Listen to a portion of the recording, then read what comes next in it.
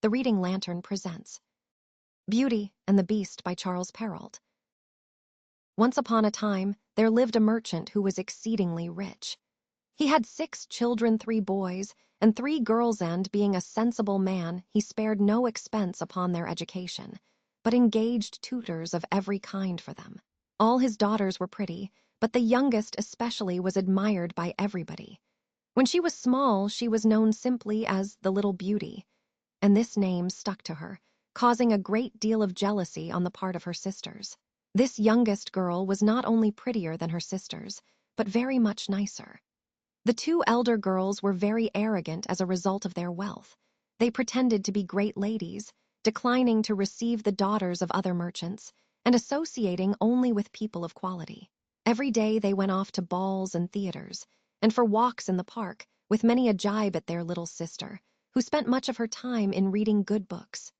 Now these girls were known to be very rich, and in consequence were sought in marriage by many prominent merchants. The 2 eldest said they would never marry unless they could find a duke, or at least a count. But Beauty, this, as I have mentioned, was the name by which the youngest was known, very politely thanked all who proposed marriage to her, and said that she was too young at present, and that she wished to keep her father company for several years yet. Suddenly the merchant lost his fortune, the sole property which remained to him being a small house in the country, a long way from the capital. With tears he broke it to his children that they would have to move to this house, where by working like peasants they might just be able to live. The 2 elder girls replied that they did not wish to leave the town, and that they had several admirers who would be only too happy to marry them, notwithstanding their loss of fortune. But the simple maidens were mistaken. Their admirers would no longer look at them, now that they were poor. Everybody disliked them on account of their arrogance, and folks declared that they did not deserve pity. In fact, that it was a good thing their pride had had a full turn at minding sheep would teach them how to play the fine lady. But we are very sorry for Beauty's misfortune, everybody added. She is such a dear girl, and was always so considerate to poor people, so gentle, and with such charming manners.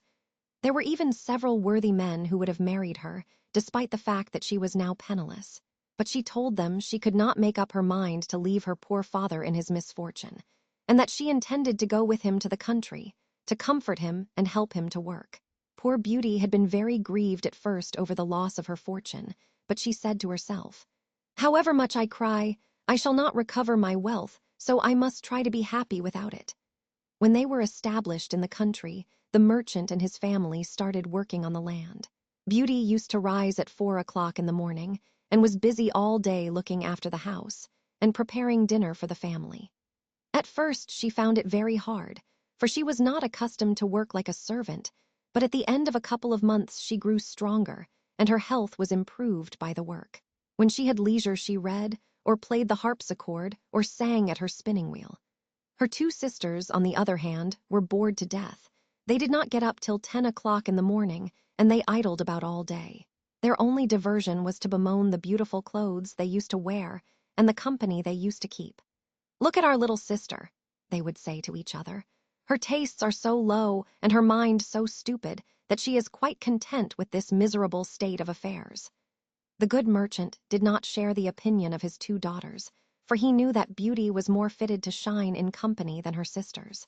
He was greatly impressed by the girl's good qualities, and especially by her patience for her sisters, not content with leaving her all the work of the house, never missed an opportunity of insulting her. They had been living for a year in this seclusion, when the merchant received a letter informing him that a ship on which he had some merchandise had just come safely home. The news nearly turned the heads of the 2 elder girls, for they thought that at last they would be able to quit their dull life in the country. When they saw their father ready to set out, they begged him to bring them back dresses, furs, caps, and finery of every kind. Beauty asked for nothing, thinking to herself that all the money which the merchandise might yield would not be enough to satisfy her sister's demands. "You have not asked me for anything," said her father.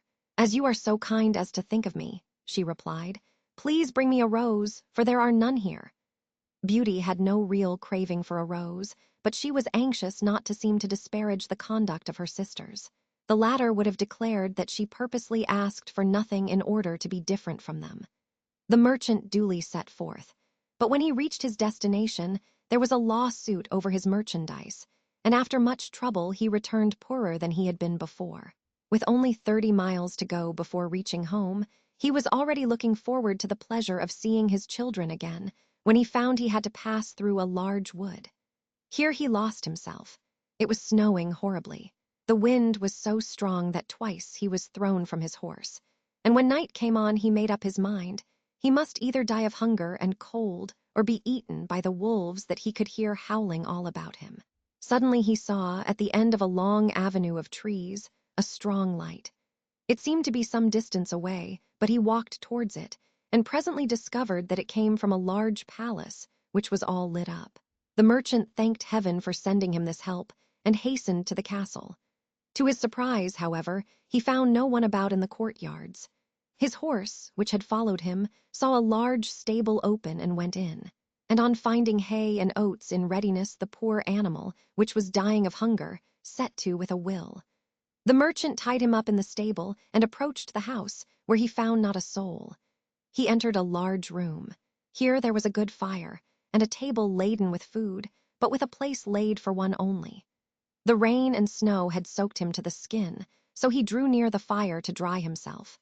"I am sure," he remarked to himself, "that the master of this house or his servants will forgive the liberty I am taking. Doubtless they will be here soon." He waited some considerable time, but 11 o'clock struck, and still he had seen nobody. Being no longer able to resist his hunger, he took a chicken and devoured it in 2 mouthfuls, trembling. Then he drank several glasses of wine, and becoming bolder ventured out of the room. He went through several magnificently furnished apartments, and finally found a room with a very good bed. It was now past midnight, and as he was very tired, he decided to shut the door and go to bed. It was 10 o'clock the next morning when he rose, and he was greatly astonished to find a new suit in place of his own, which had been spoilt. "This palace," he said to himself, "must surely belong to some good fairy who has taken pity on my plight." He looked out of the window. The snow had vanished, and his eyes rested instead upon arbors of flowers, a charming spectacle. He went back to the room where he had supped the night before, and found there a little table with a cup of chocolate on it. "I thank you, Madam Fairy," he said aloud, "for being so kind as to think of my breakfast." Having drunk his chocolate, the good man went forth to look for his horse. As he passed under a bower of roses, he remembered that Beauty had asked for one, and he plucked a spray from a mass of blooms. The very same moment he heard a terrible noise, and saw a beast coming towards him which was so hideous that he came near to fainting. "Ungrateful wretch," said the beast, in a dreadful voice, "I have saved your life by receiving you into my castle, and in return for my trouble you steal that which I love better than anything in the world, my roses. You shall pay for this with your life. I give you 15 minutes to make your peace with heaven." The merchant threw himself on his knees and wrung his hands. "Pardon, my lord," he cried. "One of my daughters had asked for a rose, and I did not dream I should be giving offense by picking one." "I am not called my lord," answered the monster, "but the beast. I have no liking for compliments, but prefer people to say what they think. Do not hope, therefore, to soften me by flattery. You have daughters, you say. Well, I am willing to pardon you if one of your daughters will come, of her own choice, to die in your place. Do not argue with me, go, and swear that if your daughters refuse to die in your place, you will come back again in 3 months." The good man had no intention of sacrificing one of his daughters to this hideous monster, but he thought that at least he might have the pleasure of kissing them once again. He therefore swore to return, and the beast told him he could go when he wished. "I do not wish you to go empty-handed," he added. "Return to the room where you slept. You will find there a large empty box. Fill it with what you will. I will have it sent home for you." With these words the beast withdrew, leaving the merchant to reflect that if he must indeed die, at all events, he would have the consolation of providing for his poor children. He went back to the room where he had slept. He found there a large number of gold pieces, and with these he filled the box the beast had mentioned. Having closed the latter, he took his horse, which was still in the stable, and set forth from the palace, as melancholy now as he had been joyous when he entered it. The horse of its own accord took one of the forest roads, and in a few hours the good man reached his own little house. His children crowded round him, but at sight of them, instead of welcoming their caresses, he burst into tears. In his hand was the bunch of roses which he had brought for Beauty, and he gave it to her with these words: "Take these roses, Beauty. It is dearly that your poor father will have to pay for them." Thereupon he told his family of the dire adventure which had befallen him. On hearing the tale, the two elder girls were in a great commotion, and began to upbraid Beauty for not weeping as they did. "See to what her smugness has brought this young chit," they said. "Surely she might strive to find some way out of this trouble, as we do. But oh, dear me, no, her ladyship is so determined to be different that she can speak of her father's death without a tear." "It would be quite useless to weep," said Beauty. "Why should I lament my father's death? He is not going to die. Since the monster agrees to accept a daughter instead, I intend to offer myself to appease his fury. It will be a happiness to do so, for in dying I shall have the joy of saving my father and of proving to him my devotion." "No, sister," said her three brothers. "You shall not die. We will go in quest of this monster, and will perish under his blows if we cannot kill him." "Do not entertain any such hopes, my children," said the merchant. "The power of this beast is so great that I have not the slightest expectation of escaping him. I am touched by the goodness of Beauty's heart, but I will not expose her to death. I am old and have not much longer to live, and I shall merely lose a few years that will be regretted only on account of you, my dear children." "I can assure you, father," said Beauty, "that you will not go to this palace without me. You cannot prevent me from following you. Although I am young, I am not so very deeply in love with life, and I would rather be devoured by this monster than die of the grief which your loss would cause me." Words were useless. Beauty was quite determined to go to this wonderful palace, and her sisters were not sorry, for they regarded her good qualities with deep jealousy. The merchant was so taken up with the sorrow of losing his daughter that he forgot all about the box which he had filled with gold. To his astonishment, when he had shut the door of his room and was about to retire for the night, there it was at the side of his bed. He decided not to tell his children that he had become so rich, for his elder daughters would have wanted to go back to town, and he had resolved to die in the country. He did confide his secret to Beauty, however, and the latter told him that during his absence they had entertained some visitors, amongst whom were two admirers of her sisters. She begged her father to let them marry, for she was of such a sweet nature that she loved them, and forgave them with all her heart the evil they had done her.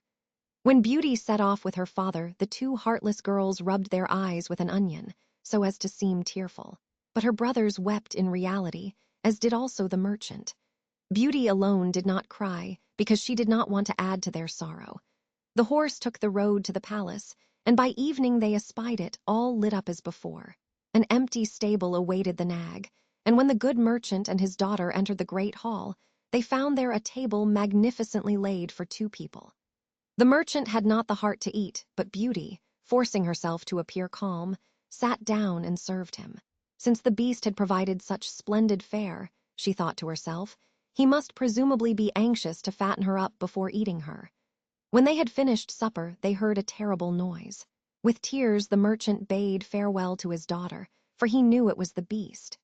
Beauty herself could not help trembling at the awful apparition, but she did her best to compose herself. The beast asked her if she had come of her own free will, and she timidly answered that such was the case. "You are indeed kind," said the beast, "and I am much obliged to you. You, my good man, will depart tomorrow morning, and you must not think of coming back again. Goodbye, Beauty." "Goodbye, beast," she answered. Thereupon the monster suddenly disappeared. "Daughter," said the merchant, embracing Beauty, "I am nearly dead with fright. Let me be the one to stay here." "No, father," said Beauty firmly. "You must go tomorrow morning and leave me to the mercy of heaven. Perhaps pity will be taken on me." They retired to rest, thinking they would not sleep at all during the night, but they were hardly in bed before their eyes were closed in sleep. In her dreams there appeared to Beauty a lady, who said to her, "Your virtuous character pleases me, Beauty. In thus undertaking to give your life to save your father, you have performed an act of goodness which shall not go unrewarded." When she woke up, Beauty related this dream to her father. He was somewhat consoled by it, but could not refrain from loudly giving vent to his grief when the time came to tear himself away from his beloved child. As soon as he had gone, Beauty sat down in the great hall and began to cry. But she had plenty of courage, and after imploring divine protection, she determined to grieve no more during the short time she had yet to live. She was convinced that the beast would devour her that night, but made up her mind that in the interval she would walk about and have a look at this beautiful castle, the splendor of which she could not but admire. Imagine her surprise when she came upon a door on which were the words, "Beauty's room." She quickly opened this door, and was dazzled by the magnificence of the appointments within. "They are evidently anxious that I should not be dull," she murmured, as she caught sight of a large bookcase, a harpsichord, and several volumes of music.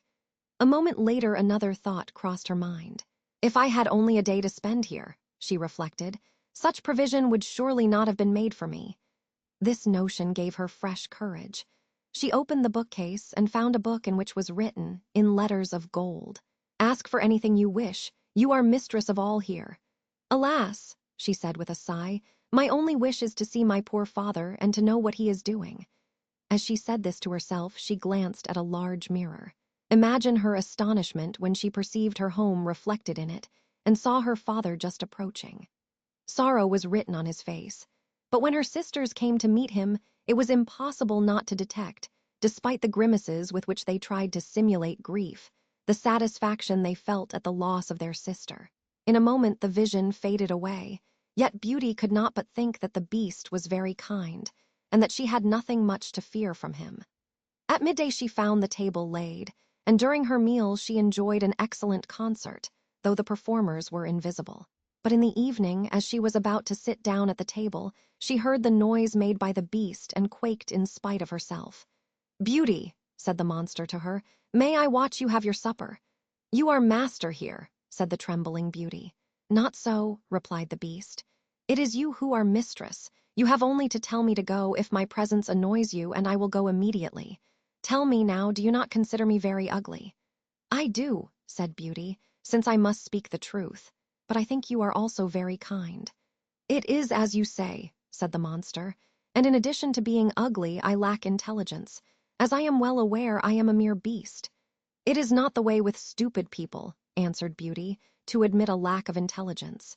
Fools never realize it." "Sup well, Beauty," said the monster, "and try to banish dullness from your home, for all about you is yours, and I should be sorry to think you were not happy." "You are indeed kind," said Beauty. "With one thing, I must own, I am well pleased, and that is your kind heart. When I think of that, you no longer seem to be ugly." "Oh yes," answered the beast, "I have a good heart right enough, but I am a monster." "There are many men," said Beauty, "who make worse monsters than you, and I prefer you, notwithstanding your looks, to those who under the semblance of men hide false, corrupt, and ungrateful hearts." The beast replied that if only he had a grain of wit he would compliment her in the grand style by way of thanks. But that being so stupid, he could only say he was much obliged. Beauty ate with a good appetite, for she now had scarcely any fear of the beast. But she nearly died of fright when he put this question to her: "Beauty, will you be my wife?" For some time she did not answer, fearing lest she might anger the monster by her refusal. She summoned up courage at last to say, rather fearfully, "No, beast." The poor monster gave forth so terrible a sigh that the noise of it went whistling through the whole palace. But to Beauty's speedy relief, the beast sadly took his leave and left the room, turning several times as he did so to look once more at her. Left alone, Beauty was moved by great compassion for this poor beast. "What a pity he is so ugly," she said, "for he is so good." Beauty passed 3 months in the palace quietly enough. Every evening the beast paid her a visit and entertained her at supper by a display of much good sense, if not with what the world calls wit. And every day Beauty was made aware of fresh kindnesses on the part of the monster. Through seeing him often, she had become accustomed to his ugliness, and far from dreading the moment of his visit, she frequently looked at her watch to see if it was 9 o'clock, the hour when the beast always appeared. One thing alone troubled Beauty. Every evening, before retiring to bed, the monster asked her if she would be his wife, and seemed overwhelmed with grief when she refused. One day she said to him, "You distress me, beast. I wish I could marry you, but I cannot deceive you by allowing you to believe that that can ever be. I will always be your friend, be content with that." "Needs must," said the beast. "But let me make the position plain. I know I am very terrible, but I love you very much, and I shall be very happy if you will only remain here. Promise that you will never leave me." Beauty blushed at these words. She had seen in her mirror that her father was stricken down by the sorrow of having lost her, and she wished very much to see him again. "I would willingly promise to remain with you always," she said to the beast, "but I have so great a desire to see my father again that I shall die of grief if you refuse me this boon." "I would rather die myself than cause you grief," said the monster. "I will send you back to your father. You shall stay with him, and your beast shall die of sorrow at your departure." "No, no," said Beauty, crying. "I like you too much to wish to cause your death. I promise you I will return in 8 days. You have shown me that my sisters are married and that my brothers have joined the army. My father is all alone. Let me stay with him 1 week." "You shall be with him tomorrow morning," said the beast. "But remember your promise. All you have to do when you want to return is to put your ring on a table when you are going to bed. Goodbye, Beauty." As usual, the beast sighed when he said these last words, and Beauty went to bed quite downhearted at having grieved him. When she woke the next morning, she found she was in her father's house. She rang a little bell which stood by the side of her bed, and it was answered by their servant, who gave a great cry at sight of her. The good man came running at the noise, and was overwhelmed with joy at the sight of his dear daughter. Their embraces lasted for more than 1/4 of an hour. When their transports had subsided, it occurred to Beauty that she had no clothes to put on. But the servant told her that she had just discovered in the next room a chest full of dresses trimmed with gold and studded with diamonds. Beauty felt grateful to the beast for this attention, and having selected the simplest of the gowns, she bade the servant pack up the others, as she wished to send them as presents to her sisters. The words were hardly out of her mouth when the chest disappeared. Her father expressed the opinion that the beast wished her to keep them all for herself, and in a trice, dresses and chest were back again where they were before. When Beauty had dressed, she learned that her sisters, with their husbands, had arrived. Both were very unhappy. The eldest had wedded an exceedingly handsome man, but the latter was so taken up with his own looks that he studied them from morning to night and despised his wife's beauty. The second had married a man with plenty of brains, but he only used them to pay insults to everybody, his wife first and foremost. The sisters were greatly mortified when they saw Beauty dressed like a princess and more beautiful than the dawn. Her caresses were ignored, and the jealousy which they could not stifle only grew worse when she told them how happy she was. Out into the garden went the envious pair, there to vent their spleen to the full. "Why should this chit be happier than we are?" each demanded of the other. "Are we not much nicer than she is?" "Sister," said the elder, "I have an idea. Let us try to persuade her to stay here longer than the 8 days. Her stupid beast will fly into a rage when he finds she has broken her word, and will very likely devour her." "You are right, sister," said the other, "but we must make a great fuss of her if we are to make the plan successful." With this plot decided upon, they went upstairs again, and paid such attention to their little sister that Beauty wept for joy. When the 8 days had passed, the 2 sisters tore their hair, and showed such grief over her departure that she promised to remain another 8 days. Beauty reproached herself, nevertheless, with the grief she was causing to the poor beast. Moreover, she greatly missed not seeing him. On the 10th night of her stay in her father's house, she dreamed that she was in the palace garden, where she saw the beast lying on the grass nearly dead, and that he upbraided her for her ingratitude. Beauty woke up with a start and burst into tears. "I am indeed very wicked," she said, "to cause so much grief to a beast who has shown me nothing but kindness. Is it his fault that he is so ugly and has so few wits? He is good, and that makes up for all the rest. Why did I not wish to marry him? I should have been a good deal happier with him than my sisters are with their husbands. It is neither good looks nor brains in a husband that make a woman happy. It is beauty of character, virtue, kindness. All these qualities the beast has. I admit I have no love for him, but he has my esteem, friendship, and gratitude. At all events, I must not make him miserable, or I shall reproach myself all my life." With these words, Beauty rose and placed her ring on the table. Hardly had she returned to her bed than she was asleep, and when she woke the next morning, she saw with joy that she was in the beast's palace. She dressed in her very best on purpose to please him, and nearly died of impatience all day, waiting for 9 o'clock in the evening. But the clock struck in vain. No beast appeared. Beauty now thought she must have caused his death, and rushed about the palace with loud, despairing cries. She looked everywhere, and at last, recalling her dream, dashed into the garden by the canal, where she had seen him in her sleep. There she found the poor beast lying unconscious, and thought he must be dead. She threw herself on his body, all her horror of his looks forgotten, and feeling his heart still beat, fetched water from the canal and threw it on his face. The beast opened his eyes and said to Beauty, "You forgot your promise. The grief I felt at having lost you made me resolve to die of hunger, but I die content since I have the pleasure of seeing you once more." "Dear beast, you shall not die," said Beauty.